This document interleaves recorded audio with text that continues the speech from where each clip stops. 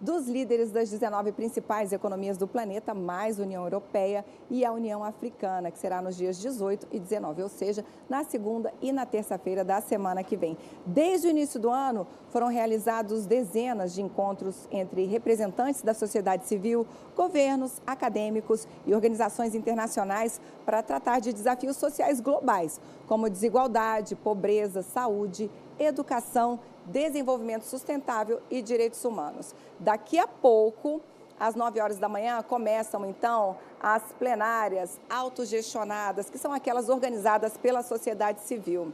A mesa de abertura da cúpula social, dessa cúpula social, que é inédita, vai ser na parte da tarde, a partir das 14 horas. E é por isso que a gente recebe aqui no nosso estúdio o ministro da Secretaria-Geral da Presidência da República, Márcio Macedo, que é também o coordenador do G20. Participam também dessa entrevista hoje comigo todos os colegas aí que estão envolvidos nessa cobertura do G20 Social da empresa Brasil de Comunicação.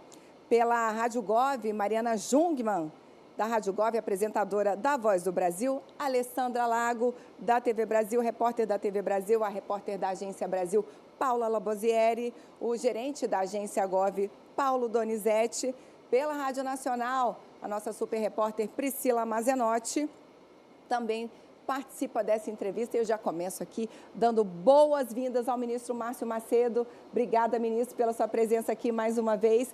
Queria já começar, ministro, falando desse... agora chegou, né? Finalmente chegamos, né, ministro? Tudo pronto, tudo certo para a gente começar, então, esse G20 Social oficialmente? Bom dia, Karine. Bom dia a todos que nos assistem nesse momento. Eu quero parabenizar a EBC por essa cobertura, por essa mobilização. Parabéns mesmo, está muito bacana o que vocês estão fazendo aqui e levando essa notícia para o Brasil inteiro de forma qualificada e com compromisso com o nosso país. Olha, está tudo pronto. Agora eu estava brincando aqui. O G20 Social é como uma partida de futebol. Nós planejamos, organizamos, discutimos a estratégia, a tática, mas agora que começou, a bola está rolando. Agora a bola está rolando. Então, sejam bem-vindos todos os brasileiros e brasileiras que estão aqui no Rio de Janeiro para participar da cúpula social do G20, que antecede a cúpula dos chefes de estados. Então, já começou. Agora, pela manhã, como você falou, começam as autogestionadas, começam as pessoas circularem, visitar as feiras, o caminho dos povos, o caminho de combate à fome, o caminho da literatura brasileira que está aqui representada, das comidas típicas do nosso país, dos produtos produzidos pelo povo. Então, começou. Começou, estamos animados, ministro. E já vou começar chamando, sabe quem? Mariana Jungmann, nossa apresentadora da Voz do Brasil, que já passou por aqui ontem e tem pergunta. Oi, Mariana, ótimo dia para você, minha querida. Oi, Karine, muito bom dia. É um prazer imenso estar com vocês aqui, com os meus colegas, com o ministro.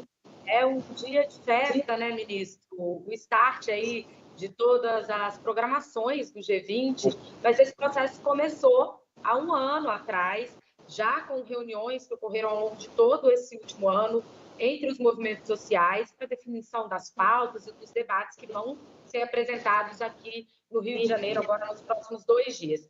E aí, ministro, eu queria então começar perguntando para o senhor como é que se deu o processo de seleção desses movimentos sociais, de escolha, quem definiu isso, como é que foi esse processo? Bom dia para o senhor. Bom dia. Bom dia. Olha, eu estou aqui com nomes muito familiares. A minha esposa chama Karina e a minha filha caçula chama Mariana. Então, começa o dia bem aqui.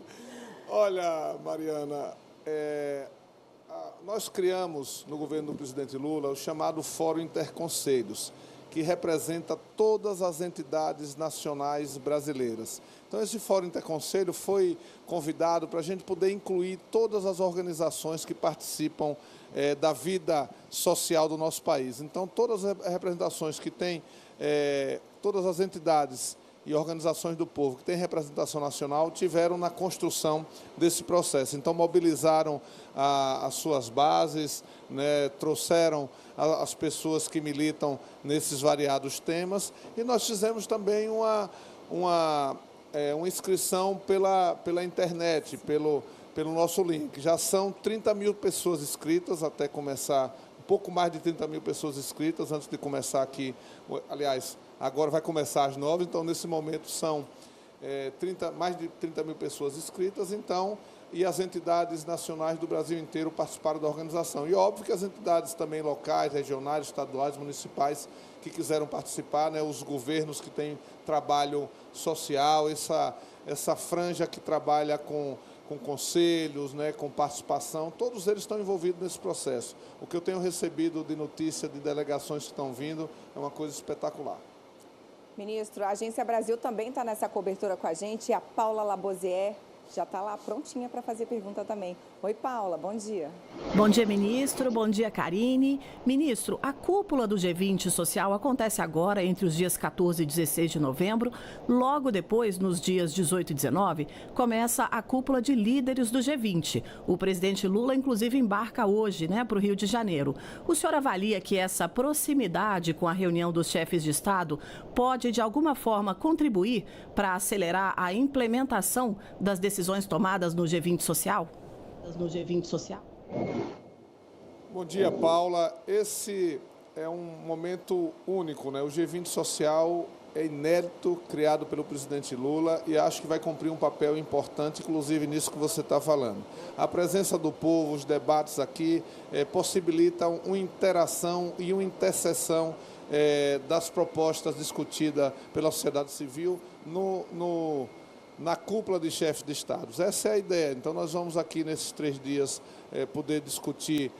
Hoje tem as autogestionadas, que são atividades gerenciadas pelos movimentos sociais. Nós temos a abertura à tarde. Amanhã nós temos a discussão sobre os 3 temas oficiais do G20, continuam autogestionados. E no dia 16, pela manhã, nós faremos a plenária final com a aclamação do documento síntese, que será feito por consenso para entregar ao presidente Lula e ao presidente da África do Sul, viu, Karina? Nós temos uma novidade. Então, o presidente Lula vai receber o documento. Como a África do Sul é o país que vai presidir o G20 no próximo ano, já assumiu o compromisso de fazer o G20 social, então vai receber com o presidente Lula esse documento construído durante o ano inteiro pelas várias mãos do povo brasileiro e do povo dos países do G20, que vai entregar esse documento síntese para o presidente Lula e para o presidente da África do Sul. Então, Paula, eu tenho absoluta convicção que o G20 social, com certeza, possibilitará que as vozes que vêm do povo possam ser ouvidas pelos chefes de Estado e que isso possa transformar em orientação política para ser implementada nos Estados nacionais. Aliás, ministro, essa é uma novidade, né? Ter uma cúpula social é uma novidade, e também ouvir antes de decidir, né, ministro? Isso é importante, né?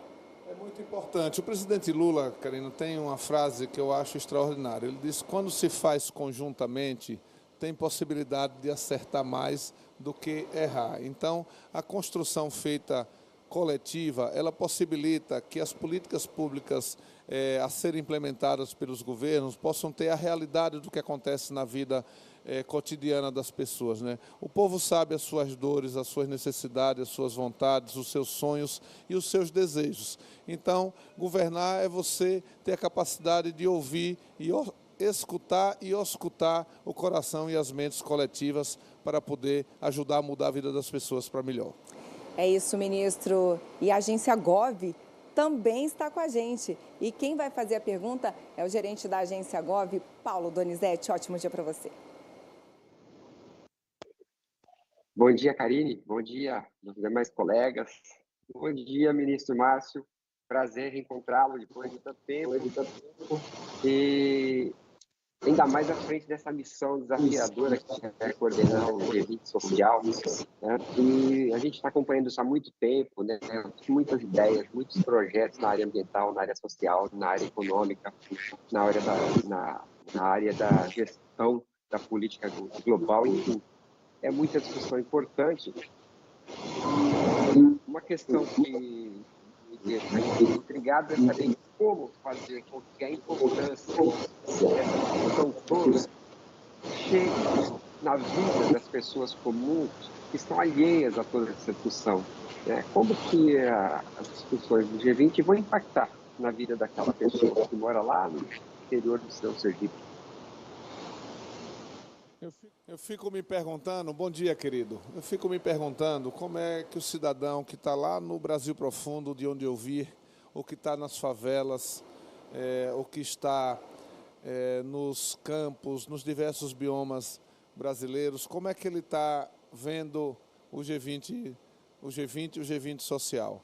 Então, eu acho, sabe, que se nós conseguirmos colocar na pauta das decisões do G20 dos chefes de Estado, o que a população sente, eu acho que nós vamos ser bem-sucedidos. Por exemplo, os 3 temas que o presidente Lula definiu para o G20 são fundamentais, que é o quê? O enfrentamento da pobreza, da fome e das desigualdades. O enfrentamento das mudanças climáticas e uma política de transição energética justas. E uma necessidade de uma nova governança global. Se, por exemplo, esse debate que a sociedade está fazendo através do G20 social e que o Brasil propôs aos chefes de Estado de taxação dos super ricos, 2%, Karine, dos super ricos não faz nem cócega nele. É muito significativo. Mas sabe o que isso significa para o restante do mundo e das pessoas? A possibilidade de resolver o problema de 350 milhões de famintos ao redor do mundo.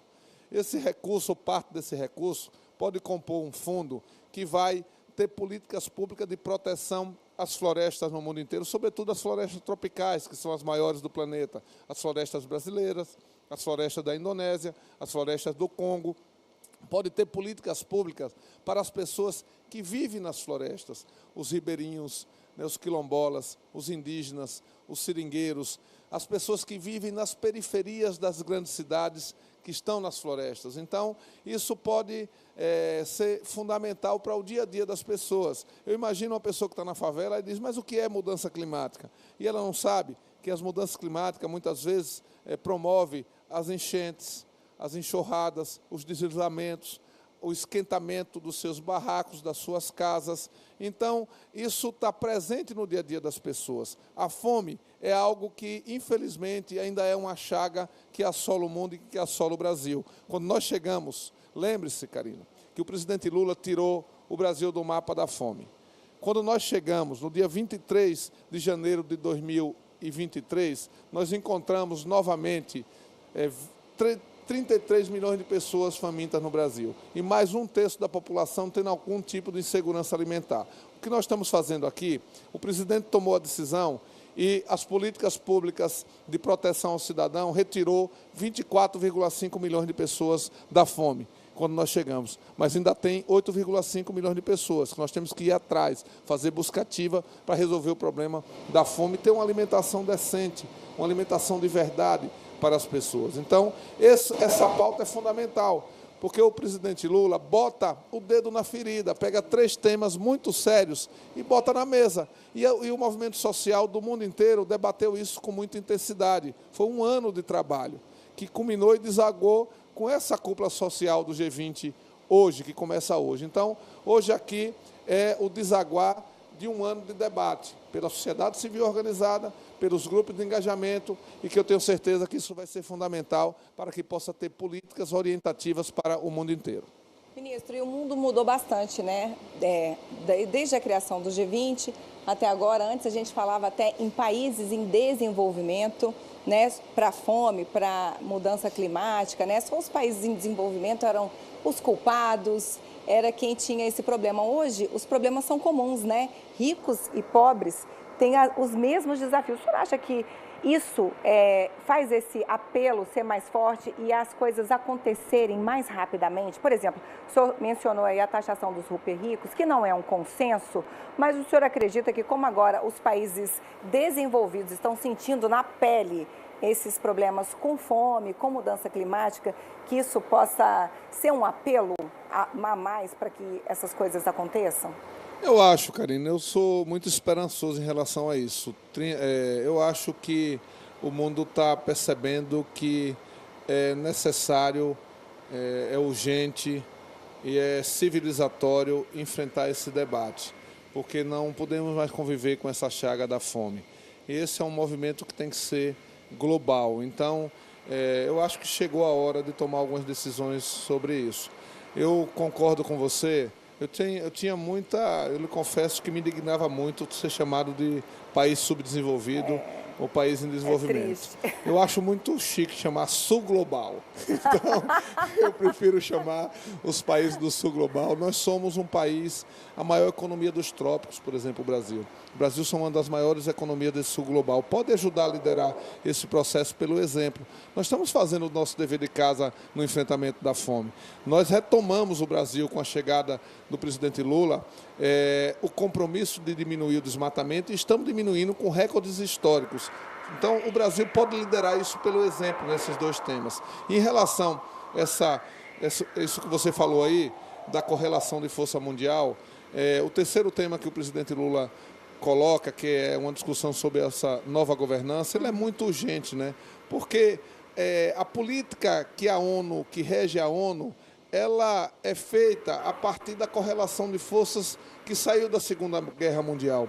O mundo mudou completamente. Países que não tinham tanta relevância geopolítica naquele momento, hoje têm. Países que são economicamente potentes hoje, que podem ajudar. Então, e um debate muito sério sobre a paz, por exemplo. Os membros do Conselho de Segurança da ONU, que falam da paz, são países que financiam as guerras ou que promovem as guerras. Então, um país como o nosso, por exemplo, para não estar falando dos outros, tem toda a importância e todo o direito de estar no Conselho de Segurança da ONU, com poder de veto, né? Então, isso é um debate muito significativo também. Por exemplo, o que se construiu em torno do BRICS é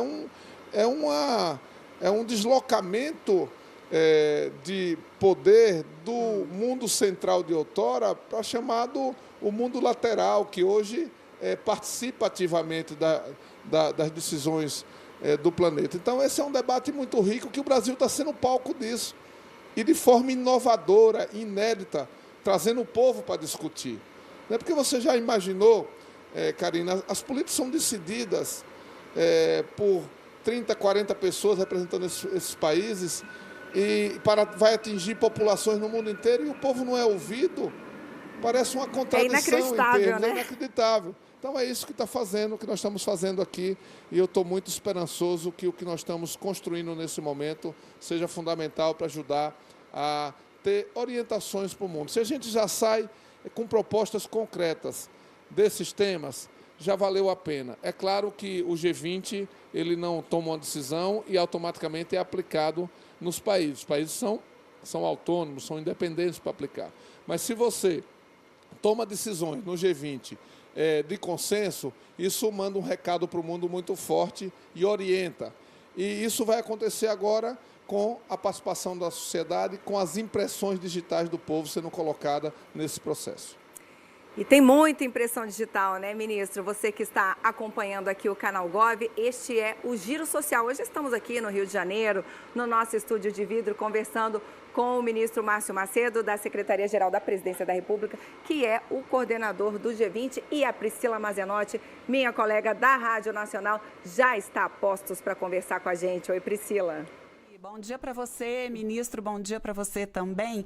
Eu queria continuar falando sobre essa história da fome aí, que o senhor estava dizendo que é um debate justo, que é um debate necessário. O senhor falou também que a gente está fazendo o dever de casa. E aí, quem faz o dever de casa tem o direito de fazer algumas cobranças também, né, ministro? Eu queria saber justamente isso, quais cobranças que o Brasil vai levar para os líderes na reunião de cúpula na semana que vem, cobranças aí de medidas concretas nessa questão do combate à fome.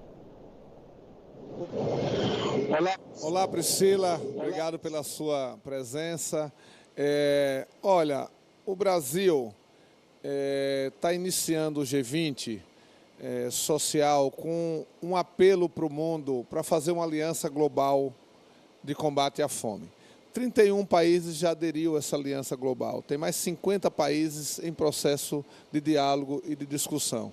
Então, o Brasil vai chegar no G20, na reunião da cúpula de chefes de estados, com essa proposta concreta, que foi discutida durante o ano inteiro no G20 social, nos grupos de engajamento, que vai ser discutida aqui na cúpula do G20 Social e que eu tenho certeza que vai compor esse documento síntese que vai ser apresentado pelo G20 Social aos chefes de Estados, que tem coisas muito significativas. Além da adesão formal à Aliança Global contra a Fome, o Brasil pode apresentar e fazer um apelo para o mundo, por exemplo, para adotar o Bolsa Família, que é um programa muito bem sucedido, né, que enfrenta a fome de forma muito eficaz. O Brasil pode apresentar o exemplo e a discussão sobre uma renda básica universal, né? O Brasil está apresentando e pode apresentar a taxação dos super ricos como uma forma de financiamento, por um lado, para o combate à fome, por outro lado, para o enfrentamento das mudanças climáticas. Então, nós podemos chegar com um cardápio de políticas sociais que o Brasil tem, oferecendo aos países do mundo inteiro como exemplo do que nós estamos fazendo. E a gente também aprender com experiências que possam estar acontecendo no mundo neste momento, que possa combater a fome e ter uma alimentação saudável e equilibrada para todos os habitantes do planeta. Sem dúvida, e a TV Brasil também participa dessa cobertura especial do G20 aqui no Rio de Janeiro, e a Alessandra Lago também está com a gente. Oi, Alessandra, um bom dia para você. Oi, Karine, bom dia para você, bom dia, ministro Marcos Macedo. Eu queria fazer uma pergunta sobre a participação das favelas, né? Quais têm sido os impactos da participação de representantes desses territórios nas discussões do G20 Social e como o governo pretende garantir que as demandas dessas comunidades se traduzam em políticas públicas efetivas? Sandra, olha, teve uma das coisas que mais me emocionou nesse processo de construção foi a criação e a formatação de 2 grupos independentes sobre favelas, que foi o F20, comandado e liderado pelos meninos das Vozes da Comunidade, que tem um trabalho espetacular no Complexo do Alemão, e o G20 Favela, articulado e comandado pela CUFA, que tem também um trabalho não só no Brasil, mas em 40 países, em favelas, em quebradas, em vilas do mundo inteiro. Então, esse trabalho foi muito independente, foi liderado por eles, coordenado por eles e de forma inédita criado por eles. Então, eu inclusive vi aqui no Rio de Janeiro, na conclusão do G20 Favela, que foi num viaduto, embaixo de um viaduto em Madureira. Então, isso é muito significativo, porque leva a vida das favelas para que o mundo possa ver.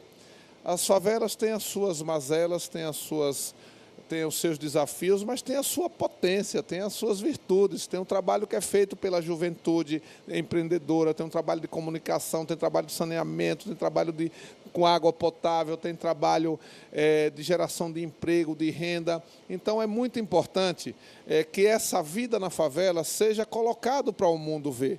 E que também as pessoas que estão aqui e os chefes de Estado possam ver que tem que produzir políticas para chegar nas favelas. Ali, as pessoas vivem. Eu disse outro dia, Karine, eu vou repetir aqui, que as favelas, na minha opinião, ela simboliza 2 coisas. Por um lado, o fracasso das elites brasileiras e mundial, que não tiveram uma política ao longo dos anos de habitação para o povo. E forçou o povo a se aglomerar em locais inóspitos, muitas vezes. E, por outro lado, a criatividade do povo brasileiro, a capacidade do povo se virar nos 30 para sobreviver, com alegria, de forma ordeira, de forma trabalhadora. Então, eu tenho muito respeito por isso. É por isso que aqui no G20 Social vai acontecer o Momento Favelas, que é liderado pelo F20 e a turma do Vozes da Comunidade, que é uma garotada espetacular. Vai ter o Fórum Mundial das Favelas, chamado pela CUFA, que vão ter aqui 40 países, além das favelas brasileiras, e vai ter um debate muito aprofundado, vai ter uma amostra da Expo Favelas, então esse tema vai estar muito bem representado aqui no G20 Social. Que acaba sendo feito aqui num evento como esse, eu disse 40, né, 40 favelas, 40 países, 40 representantes de favelas, aliás, representantes de favelas de 40 países. Pronto, então um baita intercâmbio. Com certeza, porque é mostrar a vida como ela é.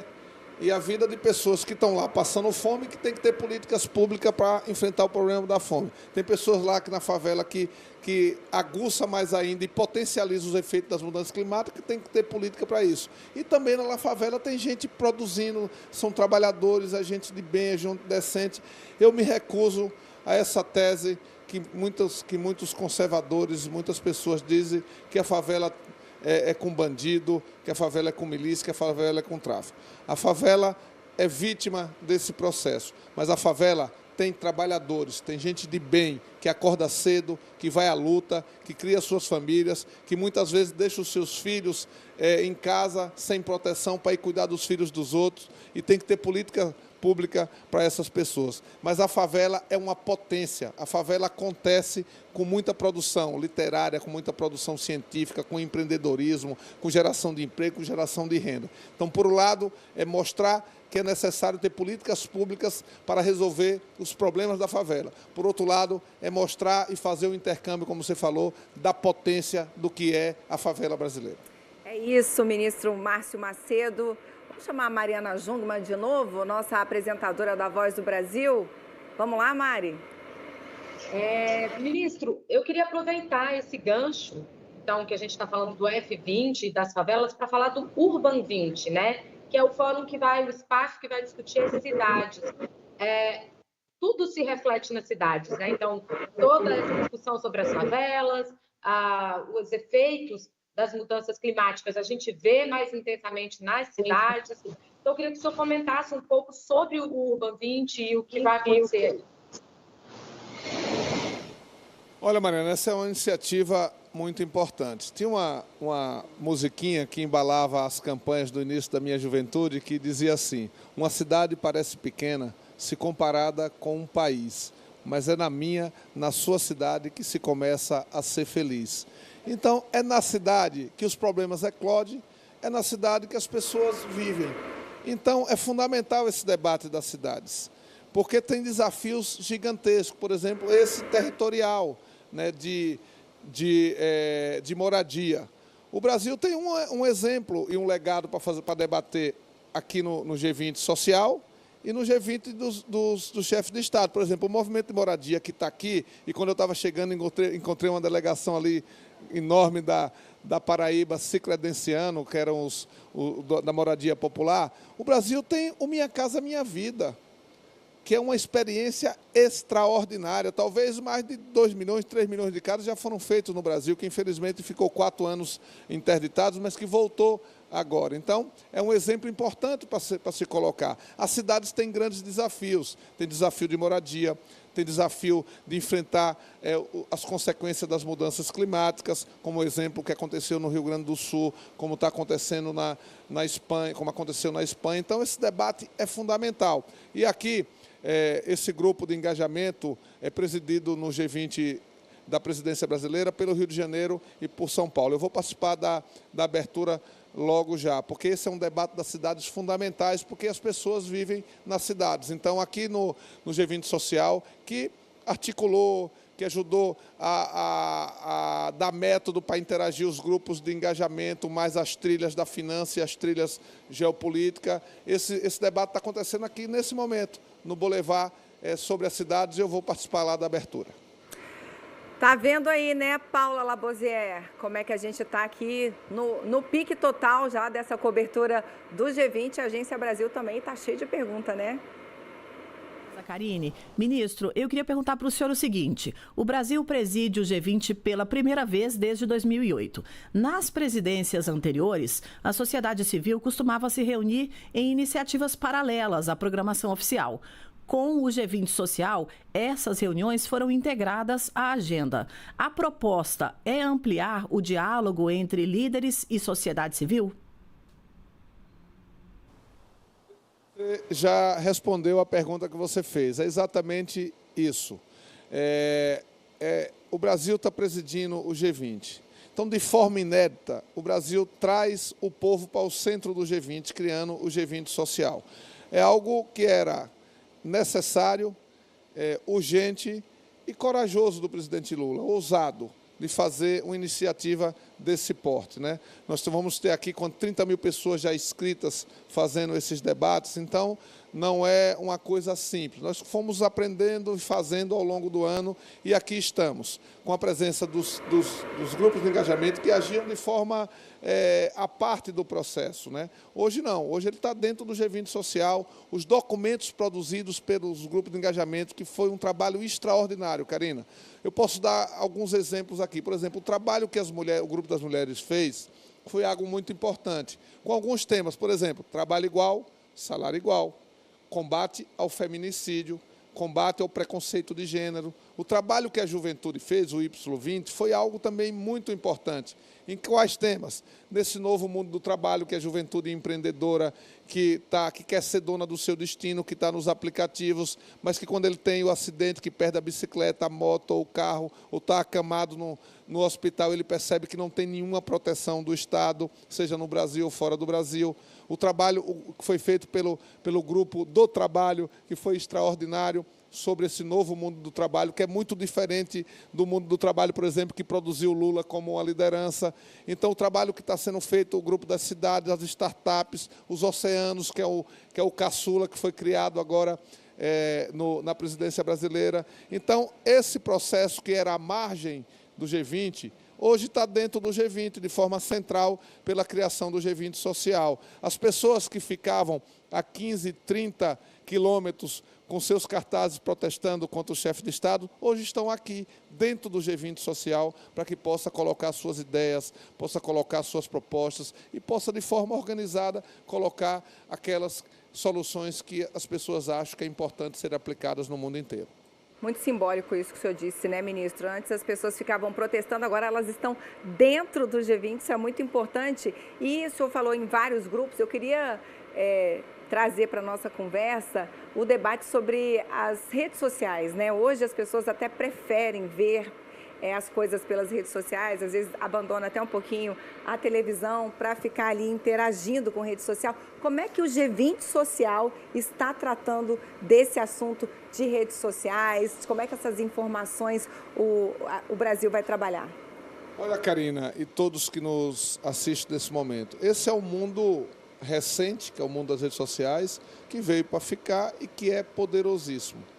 A nossa companheira Janja, primeira-dama do nosso país, ela é muito ativa, né? Ela tem contribuído muito conosco e nesse processo do G20 ela teve uma posição muito decisiva, tanto em ajudar no G20 Social quanto na reunião da cúpula do chefe de Estado. Ela propôs uma coisa que foi muito bacana, que é o CRIA, né, que está reunindo todos os influencers, toda essa turma que está no mundo digital, para fazer debates aqui, para entrevistar, para interagir com o povo. Então, está acontecendo também, vai acontecer aqui, melhor dizendo, nesses dias, esse espaço dos influencers, desse mundo digital, que vai estar recebendo personalidades para entrevistar, que vai estar recebendo os representantes do povo, que vai estar recebendo os especialistas para poder fazer esse debate e amplificar esse debate nas redes. Esse é um debate fundamental, que pode derivar para vários caminhos,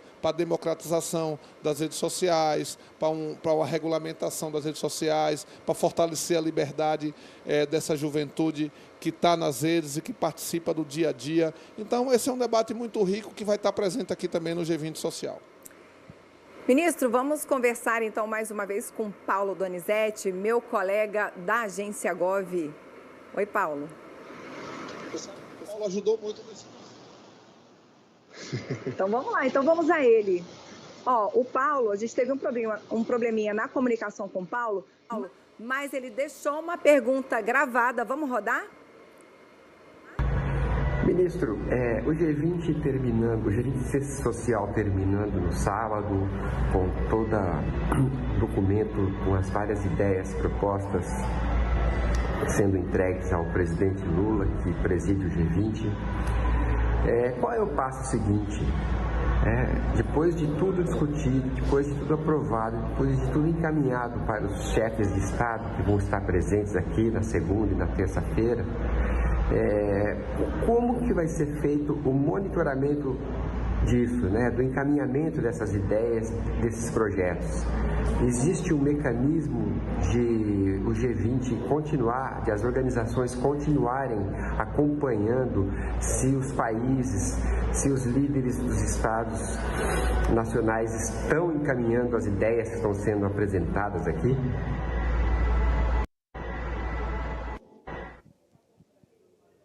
Olha, Karine, e todos que nos acompanham, é uma coisa importante que o Paulo colocou aqui. O G20, ele aprova por consenso e orienta, ele não determina, mas é muito poderoso, porque são as principais economias do planeta. O que é que nós do G20 Social estamos fazendo? Foi feito um debate durante o ano inteiro nos grupos de engajamento e nos movimentos sociais.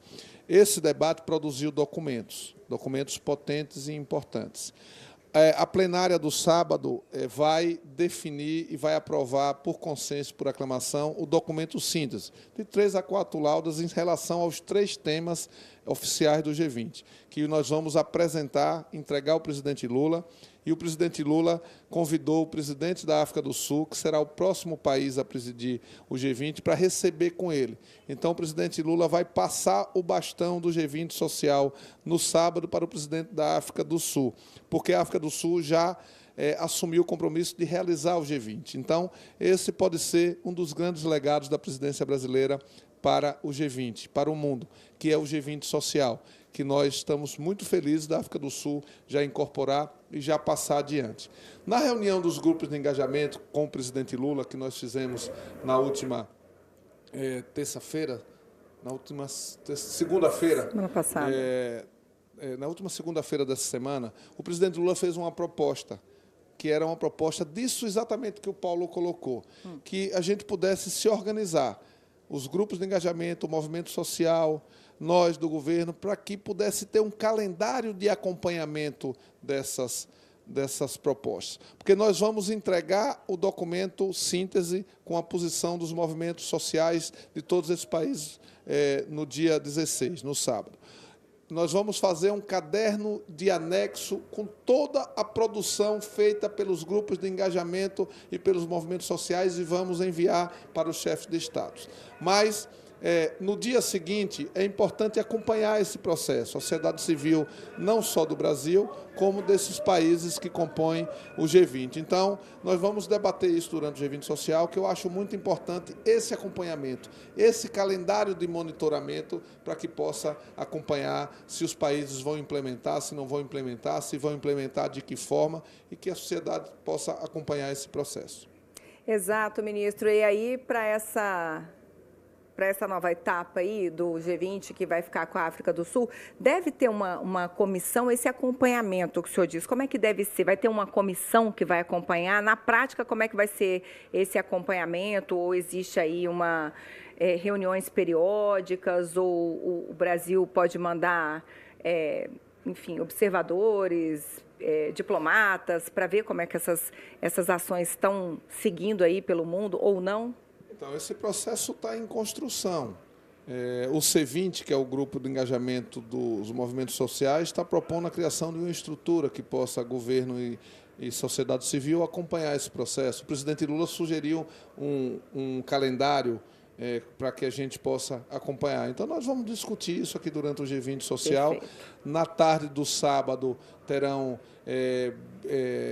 grupos de conversas de movimentos do Brasil, governo brasileiro, movimento social dos outros países, mas governo dos outros países, sobretudo da África do Sul, para a gente conversar um pouco como é que vai ser esse processo de transição do G20 Social aqui da presidência brasileira, criado pelo Brasil, para o G20 Social que a África do Sul vai liderar no próximo ano.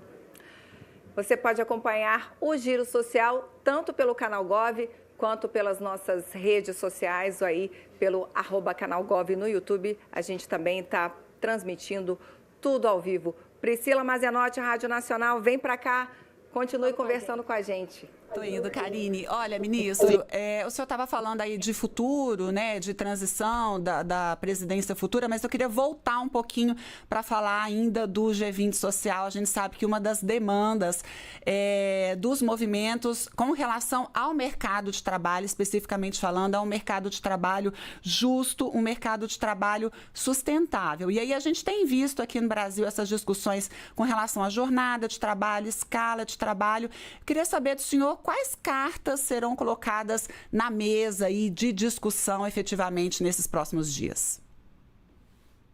Olha, esse é um debate muito importante, Priscila, que eu estou acompanhando na imprensa brasileira e nas redes, que ele ganhou muito destaque nesses últimos dias. Eu acho é muito bom que isso esteja acontecendo, é muito importante que o mundo do trabalho seja debatido.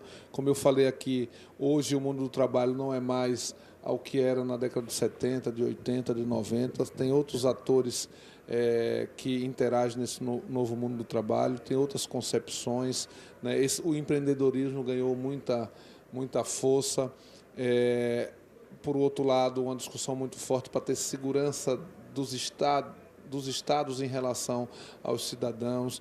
Jornada de trabalho, que é algo muito importante, tem experiências extraordinárias, científicas já, e com estudos mostrando que se você diminui a carga horária, a jornada de trabalho, você possibilita que o trabalhador possa ter mais vida, aprofundar mais as suas experiências de vida e isso reflete no aumento da produtividade, no bem-estar da sociedade. Então, isso tudo é importante que seja debatido. E, obviamente, que um ambiente como esse, que tem um grupo de engajamento só sobre trabalho, que tem trabalhadores aqui do mundo inteiro. Esse debate, obviamente, vai ser feito nos grupos autogestionados, né, nas atividades autogestionadas pelos movimentos sociais. Isso incide também nos 3 temas oficiais do G20. Então, é óbvio que esse debate vai ser feito. E a sociedade civil, de forma autônoma, de forma independente, de forma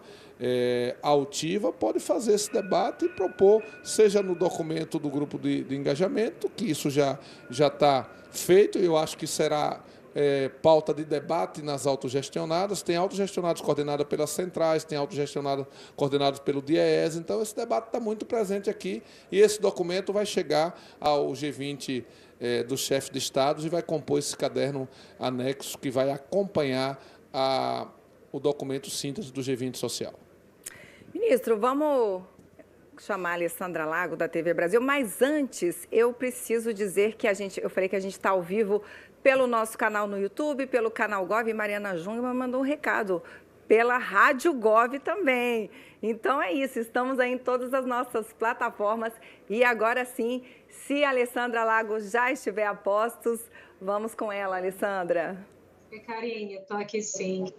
Ministro, então, a gente está falando que o primeiro G20 social, são 13 grupos de engajamento, teve a participação de muitos setores da sociedade civil na construção desse evento, né? E sobre o legado, né, que o governo espera deixar com a realização desse G20 social, além do ineditismo, né, especialmente no que diz respeito ao fortalecimento da participação popular nas decisões globais. O que esse G20 social pode trazer nesse momento para essa integração da participação popular no cenário global, nas discussões globais?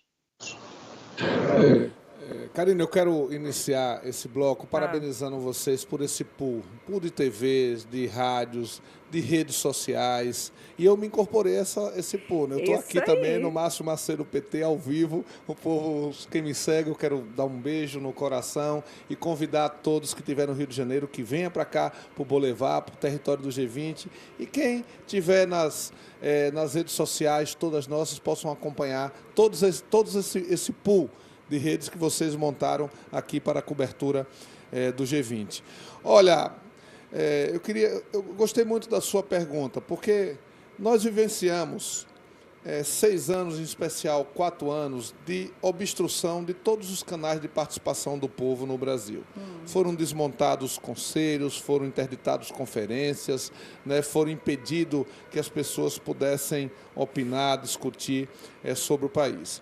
Com a chegada do presidente Lula e o fortalecimento do Ministério da Secretaria-Geral da Presidência, o governo brasileiro desentupiu esses canais de participação, né? Restabeleceu as conferências, restabeleceu a atuação dos conselhos que estavam interditados. Eu quero lembrar que no primeiro dia do governo anterior, ele cassou o CONSEA, que é o Conselho de Segurança Alimentar, fundamental para a implementação de políticas públicas como Bolsa Família, o Cisterna para Sem Todos. dúvida. Né? No primeiro dia do governo do presidente Lula, nós restabelecemos o CONSEA com a mesma direção que foi cassada para cumprir o seu mandato e voltar a ter uma atuação no Brasil importante como esse debate sobre a segurança alimentar. Nós criamos o Conselho de Participação Social, com a representação das sociedades nacionais representantes do povo, para assessorar o presidente da República na visão do povo.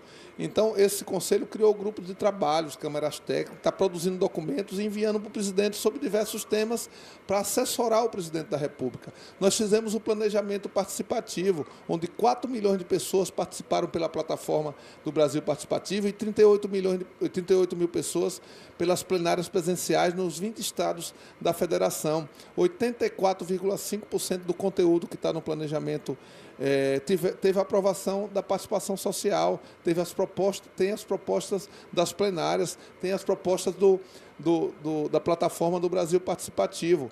O presidente Lula resgatou também a participação social nos organismos internacionais que o Brasil presidiu. Foi assim na CELAC, com o movimento sindical, foi assim nos diálogos da Amazônia, que 27 mil pessoas participaram do debate dos diálogos nos diálogos da Amazônia, nos diálogos amazônicos, que antecedeu a cúpula dos chefes de estados dos países amazônicos. E esse documento está servindo para o Brasil enfrentar o desmatamento, isso está servindo para orientar os países amazônicos a tratar com políticas públicas em relação à floresta. Foi assim no Mercosul, que o presidente criou o Mercosul, ou restabeleceu o Mercosul, criou os diálogos amazônicos e restabeleceu o Mercosul social, onde aqui no Rio de Janeiro nós debatemos com a sociedade civil dos países do Mercosul. E agora, eu quero agradecer a pergunta, que, na minha modesta opinião, eu acho que o G20 Social é a coroação da participação social desses 2 anos, liderados pelo presidente Lula e organizados por mim na Secretaria-Geral da Presidência da República. Então, o G20 Social é um momento extraordinário de dar visibilidade a essa participação social, de ter um exercício de participação concreta das pessoas, não só no Brasil, como já está acontecendo, como no resto do mundo. Eu acho que esse vai ser um grande legado. Se você me perguntar, Karine, ou se a Alessandra voltar a perguntar e dizer qual a fotografia mais importante desse G20? Então, deixa eu perguntar.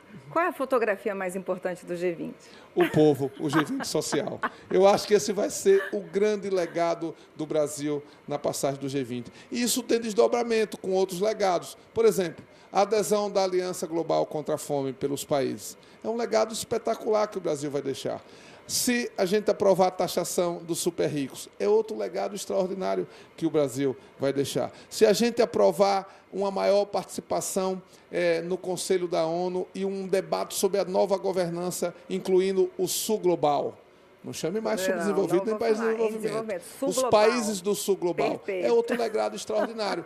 Então, nós estamos começando um G20 social, que será seguido pelo G20 dos chefes de Estados, com extraordinárias perspectivas, com esperanças muito importantes que possa ser debatido no centro do mundo hoje, que é o Brasil. O Brasil hoje, nesse momento, de 14 a 19, em 2 tempos, no G20 social e no G20 dos chefes de Estado, será o centro do debate no mundo. Ministro, já giramos 2 vezes e vamos tentar girar uma 3ª vez. E agora, dessa vez, a gente vai rapidinho. Perguntas rápidas, respostas rapidíssimas, para a gente conseguir fazer outro giro completo. Quem está com a gente já? Ela, Mariana Jungmann. Ministro, é o seguinte, o G20, ele reúne aí as maiores economias do mundo, 85% do PIB mundial é dos países que compõem o G20. Eu queria saber do senhor, essa história me lembrou muito o Fórum Social Mundial, que foi criado como um contraponto ao Fórum Econômico de Davos, para puxar as discussões sociais na época e forçar que o social fosse incluído na pauta econômica. Agora, com o G20 e o G20 social, essa é a mesma ideia? Forçar que os líderes das maiores economias do mundo levem em consideração a questão social nas suas pautas?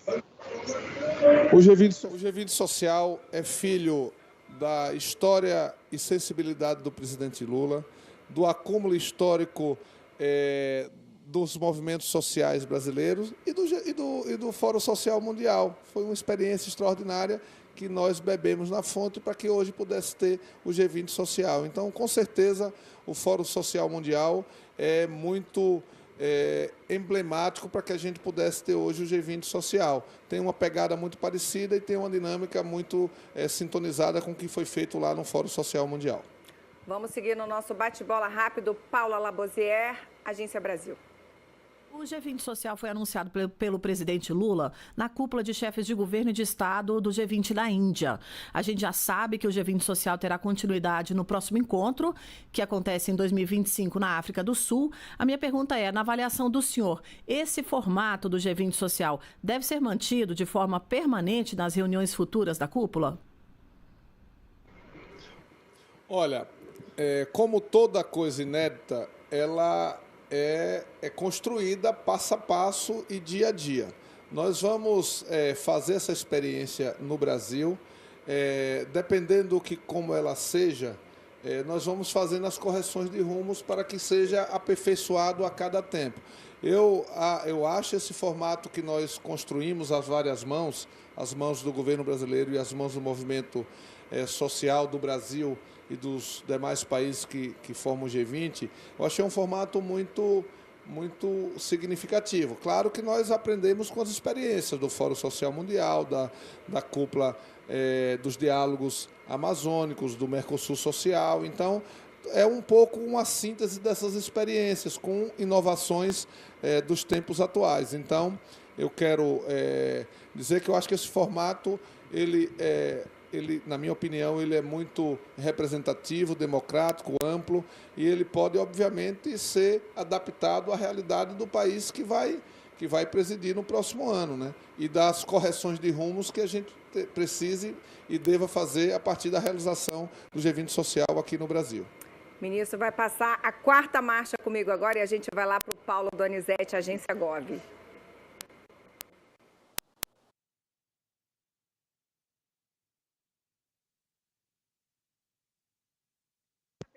Paulo. Não estamos te ouvindo. O Paulo está sem áudio para a gente. Vamos então, ministro, vamos para a Priscila Mazenotti, depois a gente tenta voltar no Paulo. Priscila Mazenotti. Oi, ministro. Eu queria saber do senhor o seguinte, de que forma essas medidas vão ser implementadas na prática, né? Ao fim aí do evento, vai ter esse documento e depois cuidar da implementação. Como é que vai ser? Ô Priscila, esse é um